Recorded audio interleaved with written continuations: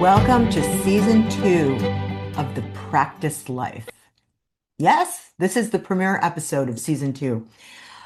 What is the practice life? This is kind of what's gelled into my life philosophy that over many, many years, and that we're all practicing something, consciously or unconsciously, usually unconsciously. And when we put consciousness to practice, we can change the trajectory of our lives just like that, just with a little consciousness and with a little practice. So, in this podcast, the the practice life, every week I share an episode, and it's a ditty. It isn't an hour, it's not 90 minutes. It's usually not longer than 10 minutes. And it's something I've been ruminating on or trying out with my membership group, the support system, something that's been on my heart, something that I've noticed, some knowing I've excavated, and something I just feel compelled to share. So that's what you can expect. We have tons of episodes for you to listen to from season 1. I got some good ones in there.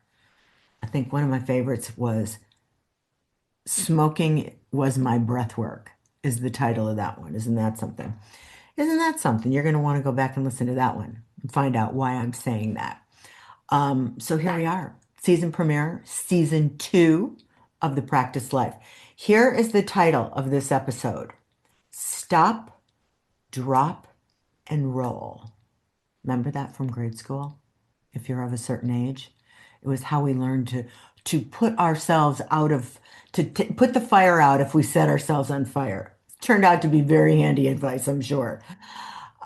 Stop, drop, and roll. I'm using that as just a little reminder so I can get to these 3 steps really quickly for myself. So here's what they are: stop, drop, and roll. Uh, Guidance for how to get through these chaotic, crazy times. That's what it is. Stop, which is really step 1. So stop. This is going to land hard and it might feel really rough and it might take your breath away, and you might need to sit down, put this on pause, pull yourself together, and then come back to me. It may very well be that this craziment that's going on in this country will not be resolved and healed until you're over that rainbow bridge. I don't know about you, but I've been doing this thing. Here's what I was doing. I was sitting on the edge of my seat being like, let this be healed by Thursday at noon. Maybe by Monday, this will be sorted out. And what I realized is, oh, Sherry, you could spend the rest of your life waiting for this to change, waiting for this to get better, waiting for this to heal. And it may very well be that in the big scheme of things, when you put your spiritual glasses on, it may be that when you compare it to eternity, it'll be a blink of an eye, but you might be long gone before the changes that you want to see in this country and the world have come to pass. Wow. I know it's a bitter blow. It's a bitter blow. But here's what coming to terms with that has done for me. I'm not filled with anxiety, and I'm not clenching my fists, and I'm not waiting for the other shoe to drop and praying and hoping and being disappointed over and over again. It might not happen. It might not clear up in my lifetime. I might be in non-physical, supervising the changes from the other side, but it might not happen. And once I can give up that grasping hope, once I can let that go, then I can move on to step 2. Stop, drop. Here's step 2. I love this. Um, I can begin to visualize, whether I write paragraphs about this, whether I just sit and do some dreaming with my hands on my heart. I can begin to visualize the next version of me I'm creating, the next version of my life I'm creating, the kind of town I want to live in, What do I want those qualities to be? What do I want that experience to be? What kind of country I want to live in? I have my vision of America. I wrote about it in season 1. I shared it. It's a good page and a half long. The kind of the America I want to live in, the kind of world I want to live in. With detail, I hold the vision for what I want. I hold the vision for a new day. And I go to that vision really frequently so I can stir the pot. I can get my energy going. I can send my light. I can be inspired to take the actions I need to take to contribute to that new day. Stop, drop. And the last step 3 is roll. And what's that? Well, here it is.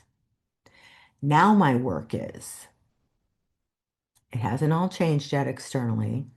I'm rolling around in my vision. I'm stirring the pot in my vision. Step 3 is now, what is the me I have to become to be a match for that new day? I'm not there yet. What is the me I have to become to be a match for that new day? Oh, that really is exciting for me because now I know what I need to do. I need to become a match for that new day so I can magnetize that new day right to me, and I can be part of the healing process. I can be energetically a part of the creating of the new day. I can hold the light. I can shine my light. I can do the things. So stop, drop, and roll, my friends. Might not happen in your lifetime. What's the vision for the America and the world you want? What is that vision? What are the details? What does it look like? What does it feel like? What are its principles? What are its values? And 3, what do you have to do? What's the work? What are the practices that help you expand into the person that's a match for that vision? I love that so much. Stop, drop, and roll. Hey, thanks for listening to the premiere episode of season 2 of The Practice Life. On the next episode, oh, this is a good one. The master lesson, the huge epiphany that I got from one of my great teachers, Taylor Swift. You're gonna see. You're gonna see. It's a good one. Hey, listen, don't hide your magic. It's my best advice for right now. Thanks for listening. I'll see you next time.